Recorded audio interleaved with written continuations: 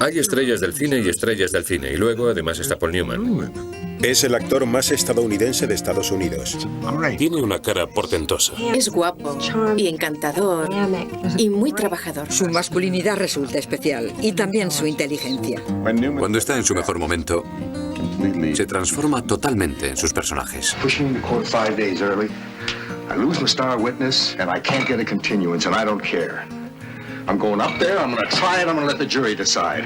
A lo largo de una carrera que abarca más de 50 años y más de 60 películas, desde el joven sexy hasta el sofisticado canoso, Paul Newman es la imagen de la personalidad del hombre norteamericano, tanto dentro de la pantalla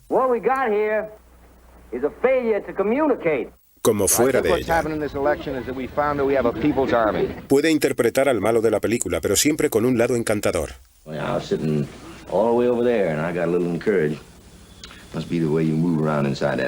Fuera de la pantalla, sus valores éticos le separan notablemente del resto.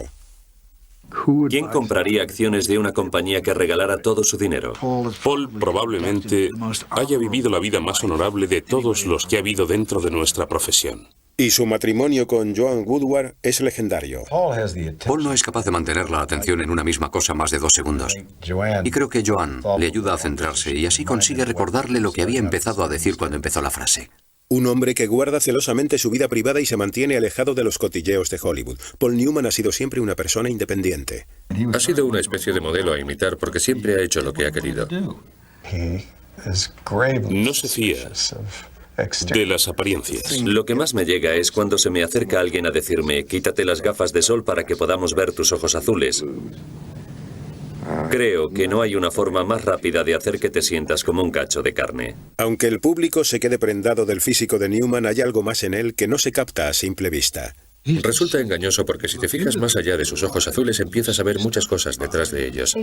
Tiene algo que es bastante visible y que es como un aire de tristeza, de estar solo, perdido.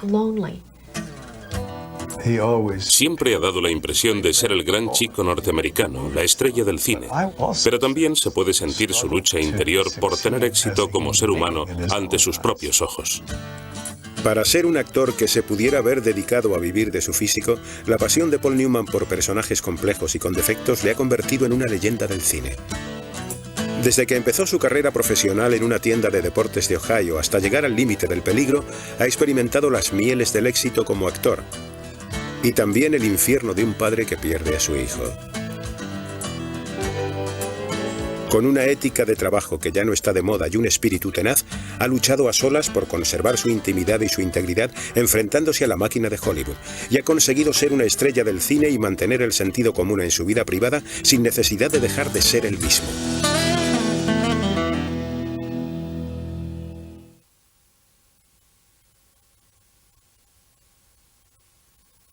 Por ello, no sorprende que Paul Newman se vea atraído y al mismo tiempo haya conseguido sus mejores interpretaciones con personajes que reflejan su mismo espíritu políticamente incorrecto. Su encarnación del preso rebelde en la película de 1967 La leyenda del indomable refleja a la perfección la actitud desafiante del propio Paul Newman. Era el tipo pequeño. Intenta defenderse contra las cosas hechas por la fuerza.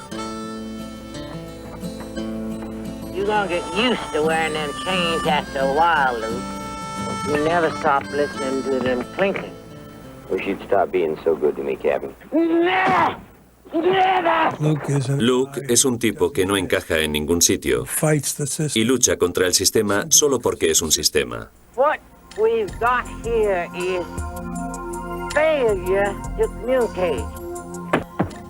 Su verdadera forma de ser es la de no abandonar nunca y no perder nunca la esperanza.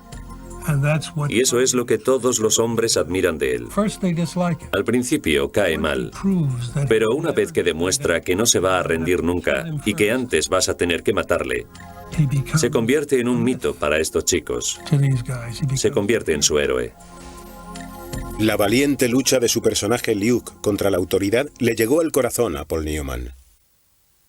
La actitud de Paul en la película era la misma que mantenía en la vida, en las acciones que tomaba y en todas las cosas que hizo como persona.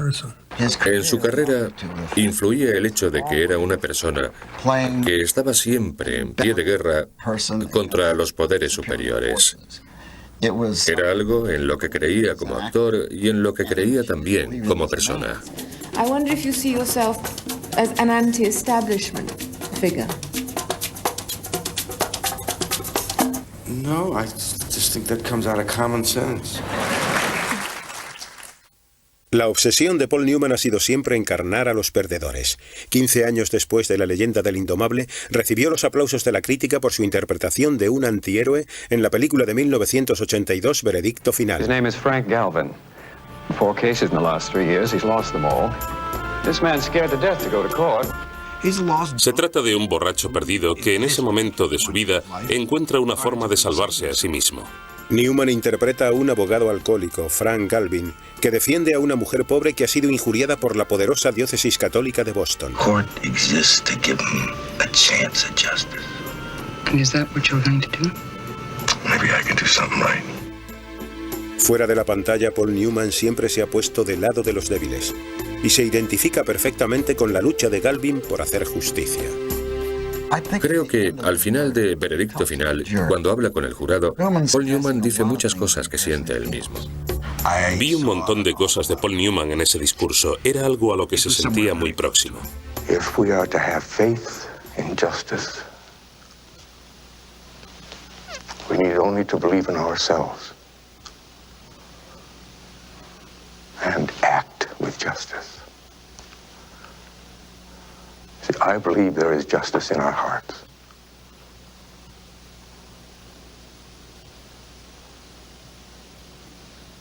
Una grandísima actuación.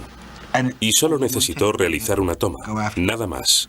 La identificación de Paul Newman con el sentido de la justicia de Galvin hizo que pareciera interpretarlo sin esfuerzo, pero el proceso de encarnación de personajes llevados al límite no resulta nada fácil. En 1981, en ausencia de malicia, Newman interpreta a Michael Gallagher, un hombre acusado falsamente de ser sospechoso de asesinato por una periodista interpretada por Sally Field. I'm Michael Gallagher. Want to know where the story came from?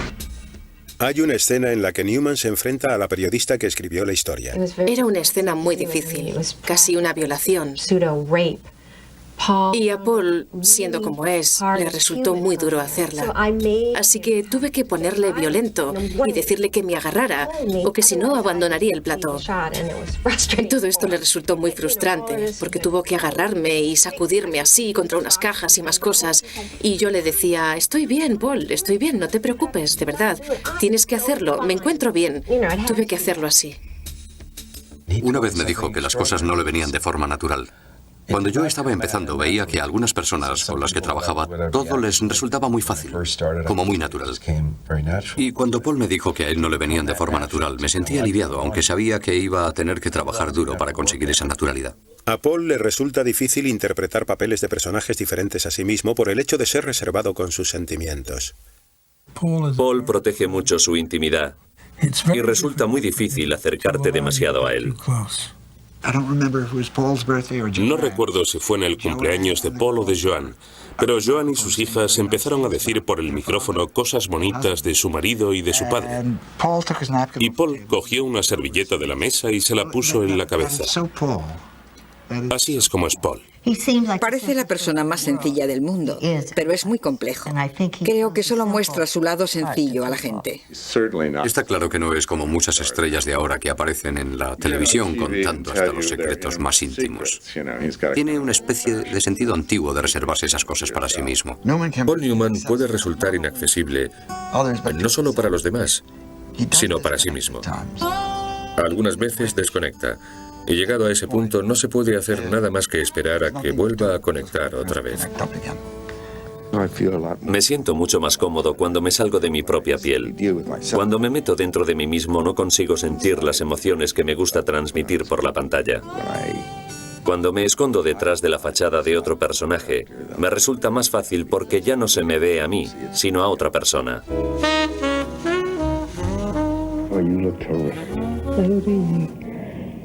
It's got a little gray over here. It's the only difference. Everything else works about the same. El hombre al que le salieron las canas delante de la cámara nació el 26 de enero de 1925 en una buena familia de Cleveland, Ohio, que le inculcó, entre otros valores, el del trabajo duro. Creo que la ética la heredó de su padre, que era un hombre de una integridad implacable. Poseía una próspera tienda de deportes y creía en las virtudes del trabajo duro.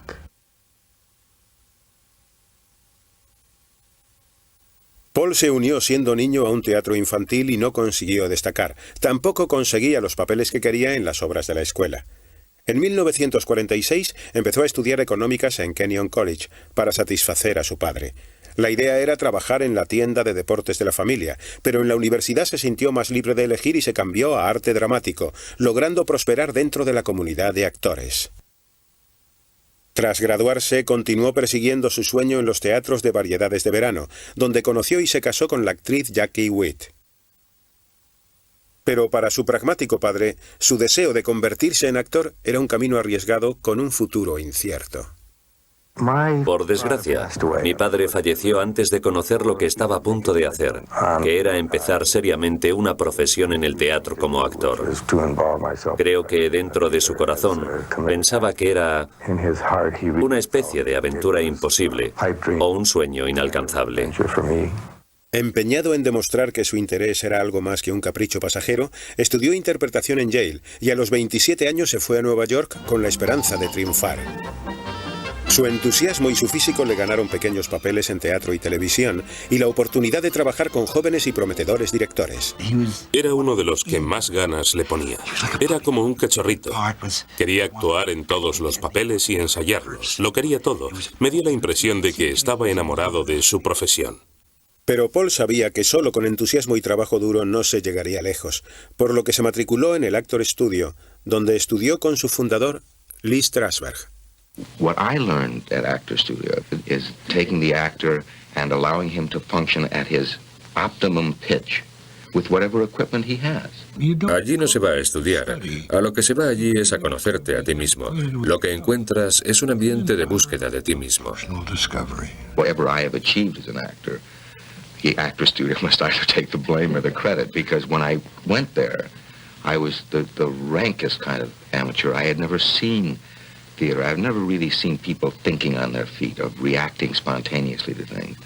En 1954, después de 2 años en los escenarios, Newman fue invitado a las pruebas de la película de la Warner Al Este del Edén. Kiss me. Caviar.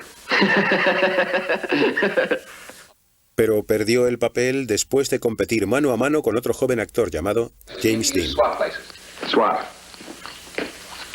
Turn my back. Nose to nose. Look right at each other. Profile. Yeah. Envidiaba a James Dean y a Marlon Brando porque se sentían muy cómodos dentro de sus físicos. Él nunca se sintió verdaderamente auténtico. Aunque Paul tenía muchas dudas sobre sí mismo, los estudios no las tuvieron. Recibí un montón de ofertas para hacer películas que rechacé hasta que alguien que no recuerdo me dijo: van a estar llamándote a la puerta hasta que dejen de llamarte.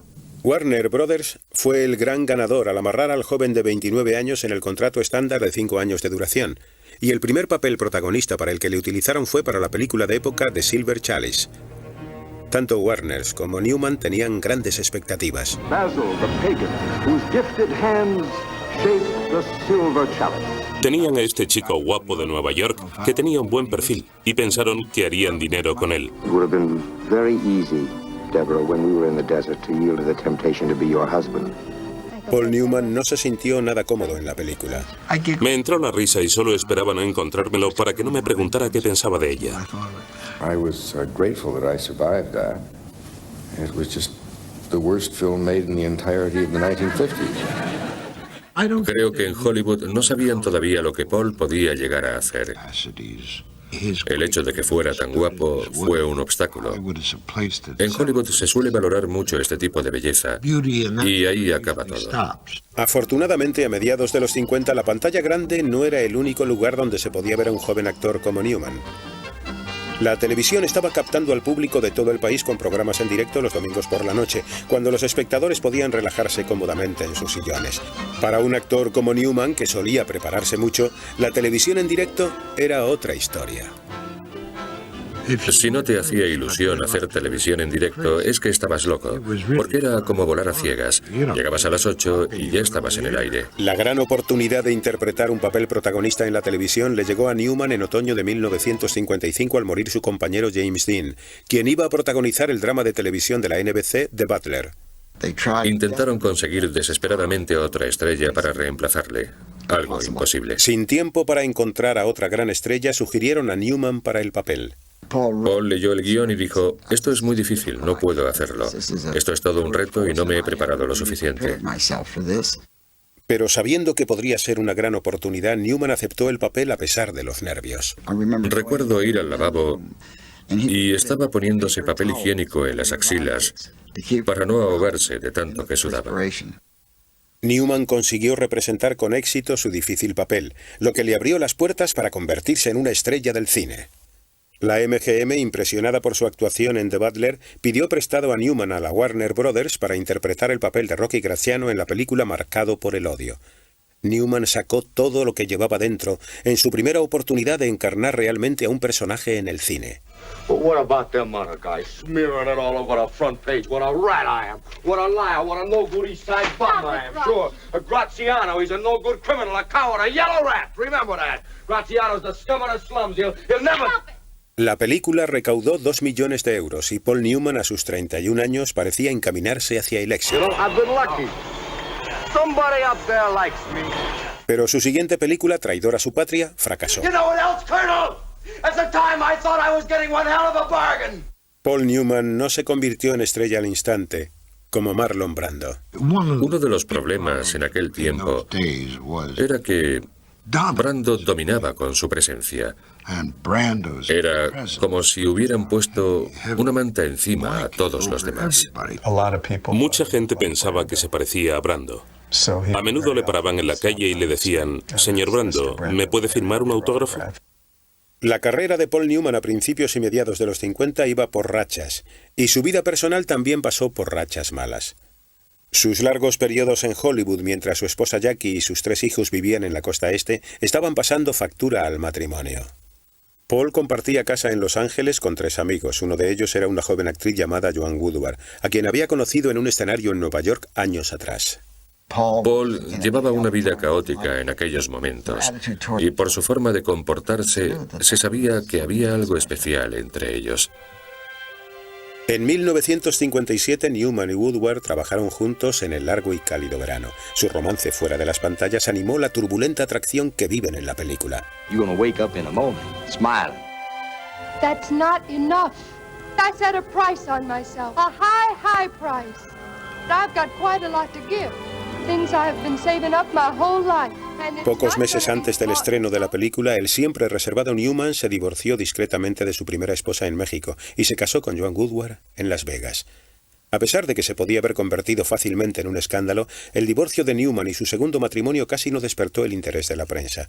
Y aunque al principio acordaron que Newman solo vería a sus hijos los veranos, después dijo que los niños nunca perderán del todo las cicatrices del divorcio, aunque hagamos lo que podamos por curarlas.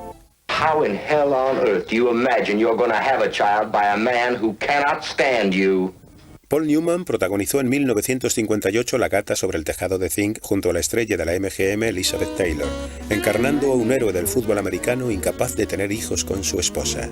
But I can't live on this way. Now you agreed to accept that condition. I know I did, but I can't. La película le valió a Newman para ser nominado por primera vez a un Oscar y le convirtió en un sex symbol en todo el mundo. La MGM había alquilado a Newman por 75.000 euros y Newman ganó 18.000 como salario sin participación en las ganancias de la película, a pesar de que fue un gran éxito. Empezó a sentirse como un engranaje de la maquinaria de Hollywood. The individual seems to be getting smaller and smaller, and not because he wants to, but because the machinery that surrounds him is getting bigger and bigger. En 1959 consigue la independencia profesional que tanto ansiaba. Paul da el valiente paso de romper su contrato con la Warner. Jack Warner tenía un poder inmenso y Paul tuvo mucho valor para decirle que no quería continuar el contrato con el estudio y que quería ser independiente. A sus 36 años tuvo que pagar una multa de $500,000 a la Warner por obtener la libertad y obedecer solo a sus propias reglas. A Paul siempre le gustaba arriesgar para que no le etiquetaran de lo que en realidad es, un líder. Por eso siempre arriesgaba con determinadas cosas.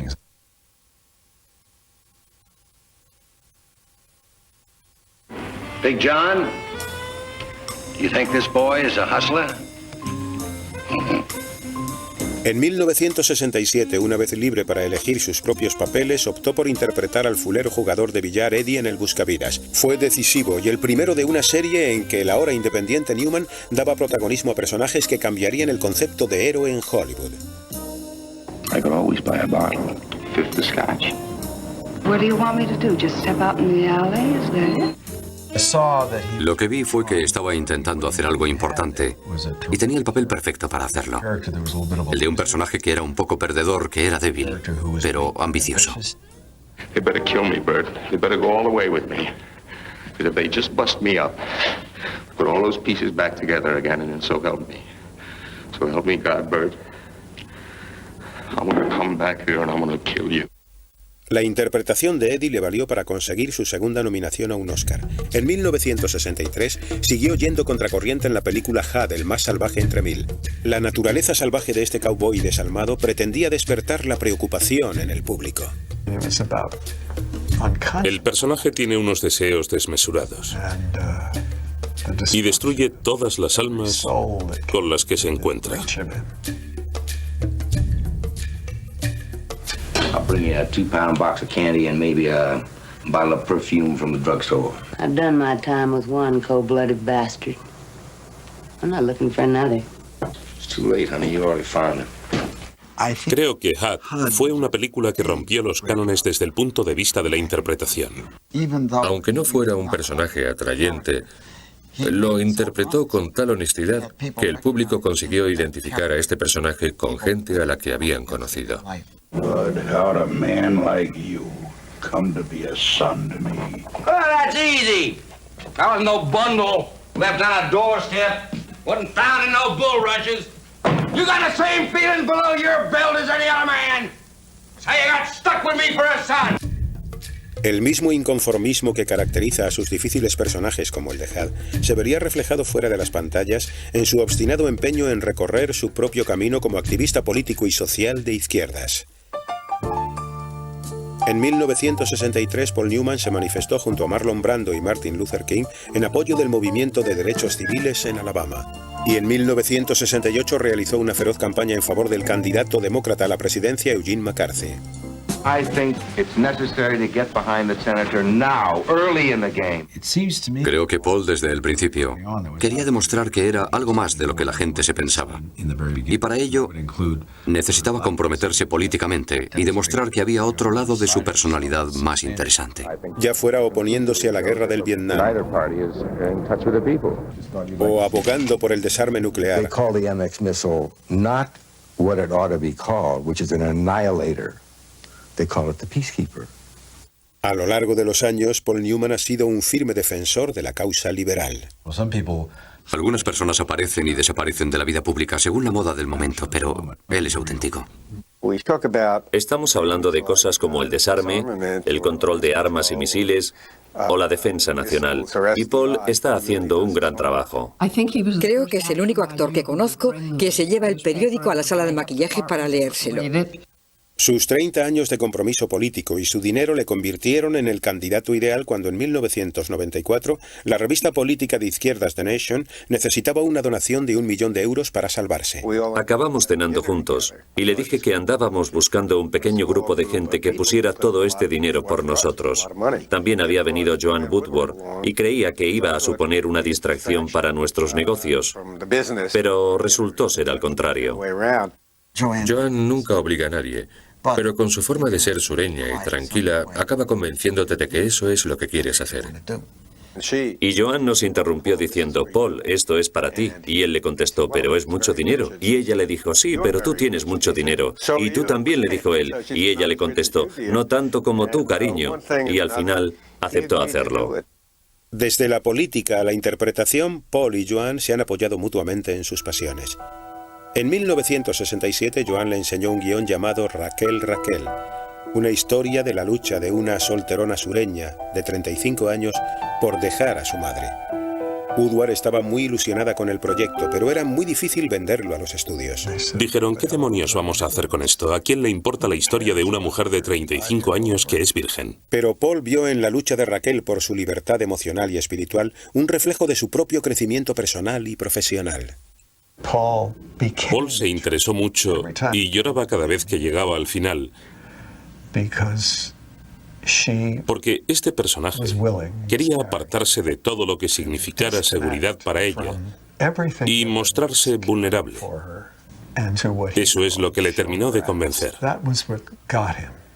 Sintiéndose cada vez más atraído por el guión, Newman, a sus 42 años, decidió ponerse por primera vez detrás de la cámara y acordó con la Warner Brothers cubrir todo lo que se saliera del presupuesto con su propio dinero. Este personaje es también, en cierto modo, un holograma de Paul.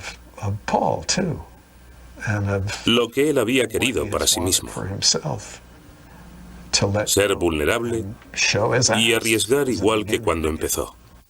La película se convirtió en un asunto familiar. Aunque siempre se habían comportado de forma muy protectora con sus hijos, Newman eligió a su hija Nell para hacer de joven Raquel, aduciendo que aunque no le gustaba la idea, como director era la elección ideal.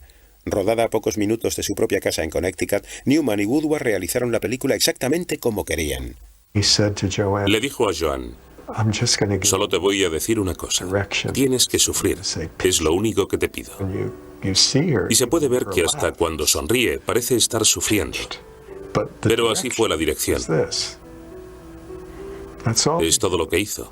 Bueno, a veces se la llevaba a un rincón y le comentaba cosas al oído. Pero básicamente eso es todo lo que le dijo. Está sentada en el rodaje y parece como si no estuviera haciendo nada, pero hay algo en su interior que está en funcionamiento y de lo que nadie sabe de qué se trata. Al ver algunas de las cosas que hizo tenía que apartarme de la cámara porque realmente me llegaban muy dentro. Los riesgos asumidos por la pareja tuvieron su recompensa y Raquel fue nominada a 4 Oscars. A pesar de su éxito en Hollywood, no viven como las típicas parejas de estrellas del cine.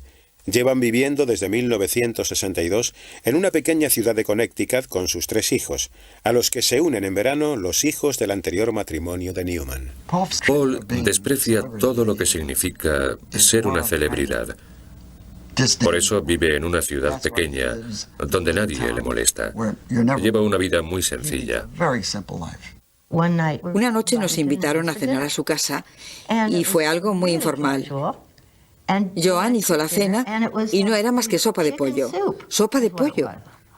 Cenamos sopa de pollo en casa de los Newman. A mí me parecía estupendo, pero te esperabas algo más snob.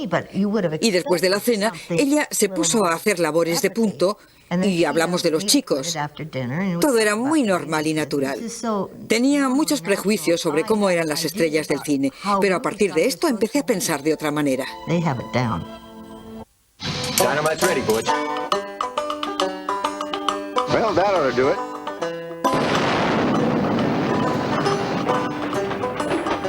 Think you used enough dynamite there, Butch? En aquellos días había que llevar cuidado con Paul Newman, porque si le decías que iba a ser una comedia, intentaba actuar de forma cómica y entonces era una bomba.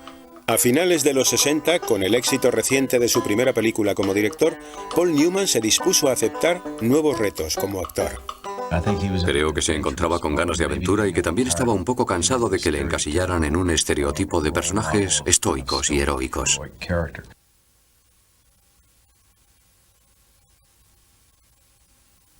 En 1969 se le presentó la oportunidad de hacer algo nuevo a sus 44 años con la película Dos hombres y un destino.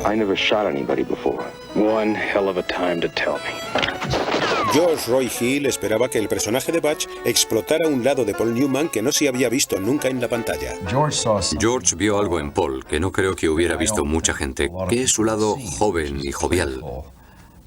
Como si fuera un niño a quien no se le consigue acostar nunca. Cuando intervine en la película, Paul Newman era una gran estrella y siempre te preguntabas cómo sería. Y era una persona accesible, muy fácil de tratar y con un gran sentido del humor. Las escenas en la bicicleta las rodamos en diferentes localizaciones y la mayoría de las veces con un gran objetivo que nos daba mucha libertad para hacer lo que quisiéramos. Pero la peor parte le tocó a Paul. Porque además de que no era una bicicleta como las de ahora, tenía que ir sorteando todos los baches con este paquete montado sobre el manillar. Butch Cassidy es en cierto modo un papel cómico. La pareja que forman estos dos tipos resulta muy divertida. I'll jump first. I can't swim! Why, are you crazy? The fall will probably kill you. Dos hombres y un destino es uno de los westerns más rentables realizados hasta la fecha, pero pocos imaginan que el joven Butch fue interpretado por un actor de casi 45 años. Una de las exigencias del guión era sacar el niño que llevábamos dentro. Mantener esto vivo es algo muy divertido, pero es algo que a mucha gente le gustaría conservar, pero que se ven incapaces. Para su familia y sus amigos, el niño que Paul lleva dentro siempre ha estado vivo y en buena forma. Es el típico muchacho de Cleveland que no hace más que travesuras. Dos hombres y un destino fue superada en beneficios por el gran éxito de 1973, El Golpe, que llevó el género de la amistad a un nuevo nivel. Desde entonces, Robert Redford y Paul Newman han formado la mejor pareja de secuaces. Nos conocen por gastar bromas que resultan un tanto excéntricas. ¿Cuántos años tiene Paul ya? 190. Esto fue cuando cumplió los 50. Me envió un Porsche como regalo de cumpleaños. Encontré uno que estaba totalmente destrozado. Era como de los dibujos animados de Tom y Jerry, aplastado. No tenía ni caja de cambios. Me lo dejaron en mi aparcamiento atado con un gran lazo. Y entonces le dije, feliz cumpleaños. Pero no obtuve ninguna respuesta. Así que hice que lo prensaran. Llamé a la agencia inmobiliaria porque él vivía en una casa alquilada en Westport para que desactivaran la alarma de su casa y entonces le dejamos el pedazo de chatarra en su vestíbulo. Abrí el paquete y había un montón de metal aplastado y prensado en forma de cubo y no habían dejado ninguna nota. Y por supuesto, al final consiguió ganar él, porque nunca admitió haber encontrado nada en su casa. Hasta había dado instrucciones a sus chicos. Llamé al día siguiente y no me contestaron. Cuando afloran los problemas en el rodaje, Newman saca su sentido del humor. Digamos que andas muy justo de tiempo y tienes que sacar adelante una toma. Todo el mundo está muy tenso y empiezan a perder el sentido del humor. Y entonces llega él y dice, esperad, no empezad la toma todavía, un momento, no filméis. Y de repente se pone a contar un chiste interminable. Y se podía pasar 20 minutos para que te pasaras el mayor tiempo posible esperando el final, con el que se suponía que acabarías muriéndote de risa. Y todos nosotros estábamos expectantes, pero al final resultaba que no tenía gracia, pero él se empezaba a partir de risa. Y al momento todos se reían con él y acababan sintiéndose mucho más relajados. Para Newman ha sido muy importante mantener vivo su joven espíritu a lo largo de los años. Veo que voy más despacio en muchas cosas. Cuando corro o hago ejercicios aeróbicos, pero da gusto sentirte que estás en forma en otras cosas y conseguir mantenerte como siempre. Descubrió los coches de carreras en 1968 durante el rodaje de la película 500 millas y pocos años después, a los 47, cuando muchos pilotos se retiran, empezó a prepararse para competir a nivel profesional. Empezó de forma muy seria, sin cometer imprudencias. No en plan cowboy, sino de forma muy metódica. Supongo que de igual forma que cuando empezó a actuar. Paul es un hombre muy inquieto y solía tener los nervios siempre de punta.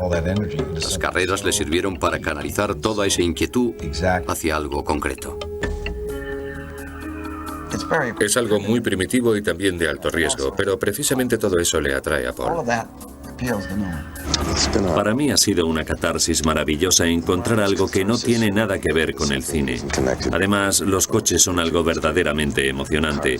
Yo creía que cuando te hacías viejo ibas más despacio, pero ahora cuanto más viejo me hago, voy cada vez más rápido. Newman empezó a competir profesionalmente en 1977, conduciendo a más de 240 kilómetros por hora.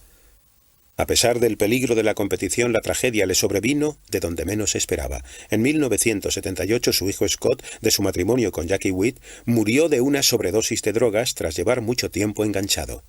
Paul es una persona muy reservada y no habla de los problemas que haya tenido con sus hijos o con quien sea.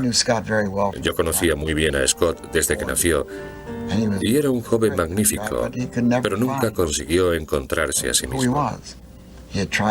Intentó ser actor como su padre y creo que Paul no supo cómo tratarle, y eso hizo mella en Scott. Esto supuso una pérdida muy grande en su vida. Aunque raramente hablaba en público de la relación con su hijo, Newman, siempre autocrítico, confesó haberlo descuidado. Poco después de la muerte de su hijo, estableció la Fundación Scott Newman para ayudar a luchar contra el abuso de drogas. Fue el comienzo de un nuevo capítulo en la vida de Paul, la de recaudar fondos para causas benéficas. No tiene interés en volver a ver su cara en ninguna parte. Pero sabe que si aparece en esa botella de condimento para ensalada, puede conseguir que la gente la compre y colabore para una causa benéfica. La línea de productos alimenticios Newman Sound, cuyos beneficios son para causas benéficas, empezó en 1982 por una de sus pasiones. Newman siempre había hecho su propio aderezo para la ensalada y daba un poco de vergüenza porque cuando íbamos a un restaurante le decía al maître: voy a tomar esta ensalada, pero ¿me deja que la aderece yo? Pero la verdad es que la preparaba muy bien y empezó a hacerla para que se la llevaran sus hijos al colegio. Entonces, en unas navidades, se le ocurrió prepararla para repartirla entre sus amigos y lo pasamos muy bien haciendo tinajas enteras de este potingue. Y como no sobró, Paul dijo: ¿por qué no intentamos venderlo? Y tuvo un éxito fulminante. No lo habíamos planeado. Hotzer y yo somos los peores hombres de negocios que pueda haber. En realidad, no sé cómo es que se está vendiendo. The blend of corn that we have used will always be a mystery, but everything is natural to ward off flu and dysentery. Este producto es como Paul Newman. En el exterior la botella es antigua y graciosa, pero dentro lleva un alimento muy importante. Así es él, por fuera antiguo, pero por dentro muy valioso. En el año 2000, Newman había conseguido aportar ya más de 100 millones de euros con los beneficios de sus productos a organizaciones de caridad de todo el mundo, además de realizar campamentos de verano para niños con cáncer. Tanto su padre como su madre murieron de cáncer, además de otros miembros de su familia. Y creo que para él esto es una forma de compensar el dolor por las personas que ha perdido. I mean, you may be a captain and all that. You don't impress me so hot. You're so tough, come on outside. Soldier, are you just plain crazy? Maybe I am crazy with being sick and tired of this creep joint, but at least I ain't yellow.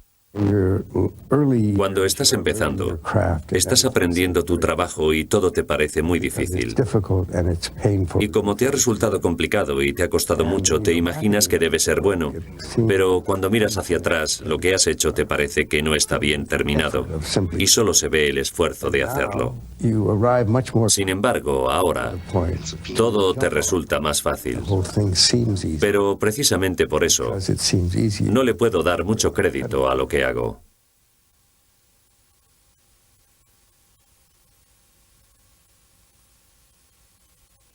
A mediados de los 80, interesado en explorar su madurez como hombre y como actor, Paul Newman trabajó junto al director Martin Scorsese para encarnar de nuevo a su personaje Eddie de El Buscavidas.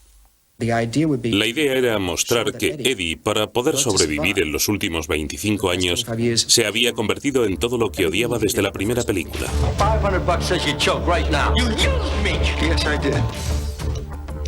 Intrigado por las maquinaciones de su anterior personaje, en 1986 aparece junto a la estrella emergente Tom Cruise en El color del dinero.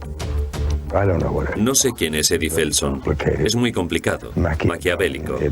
Estafa a la gente, la manipula y llegado a un momento se da cuenta de que también se está manipulando a sí mismo.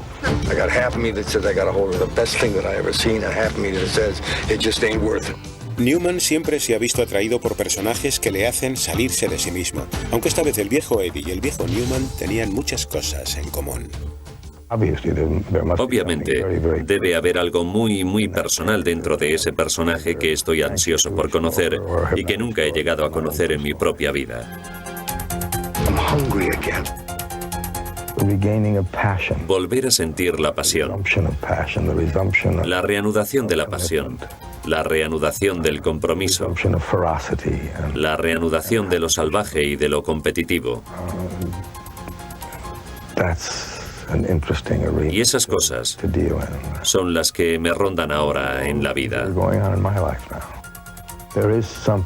Cuando se te pasa la plenitud de tus capacidades físicas y mentales, por lo menos intentas conservar cierto buen gusto. A los 61 años consigue su primer Oscar con la interpretación de Eddie, tras 5 nominaciones. En 1994, con Ni un pelo de tonto, sigue su exploración de la vejez. Su personaje, Sully, es un arisco obrero que encuentra la paz junto a su familia. Se puede ver una línea casi recta que va desde los antihéroes de su primera época a estos. Aquí sigue intentando aprender a ser un ser humano decente, todavía egoísta y con muchos defectos. Y aún así, todavía no resulta atractivo. Aunque tenía 69 años cuando hizo Ni un pelo de tonto, la ética de trabajo de Paul Newman no había cambiado. Rodamos una escena en una tormenta de nieve y tuvo que trabajar desnudo con calcetines a 6 grados bajo cero. No se veía nada por la nieve, pero él nunca se quejaba. No le oí quejarse ni una sola vez. Es un hombre que cuando ha envejecido no ha creído necesario intentar aparentar ser joven o interpretar papeles que correspondan realmente a hombres de 40 años. Él es lo que es. Como con todo lo demás, ha conseguido llevarlo estupendamente bien. No intenta ocultarlo ni tampoco evitarlo. Sería muy fácil teñirse el pelo o hacerse la cirugía estética. Sería muy fácil para él, pero no lo hace, porque se las arregla con lo que tiene y lo hace por honestidad. Newman ha seguido compitiendo en carreras después de cumplir los 70, y sus más de 40 años de matrimonio con Joan Woodward son ya una leyenda en Hollywood. Da una sensación de paz que he visto en muy poca gente y, por supuesto, en muy pocos actores. Se ha vuelto más minucioso, más meticuloso, más refinado. Se ha vuelto mejor actor con el paso del tiempo. Y a pesar de todo, Newman sigue siendo el hombre reservado cuyo espíritu independiente sigue vivo y en buena forma. De todas las cartas que conservo de él, en los 50 siempre tenía una línea que decía: está ahí, ¿qué va a ser de nosotros cuando seamos dos viejos que miran hacia atrás? ¿Qué es lo que diremos? Pues entonces miraba más hacia atrás de lo que lo hace ahora, porque ahora solo le importa lo que está haciendo en este momento.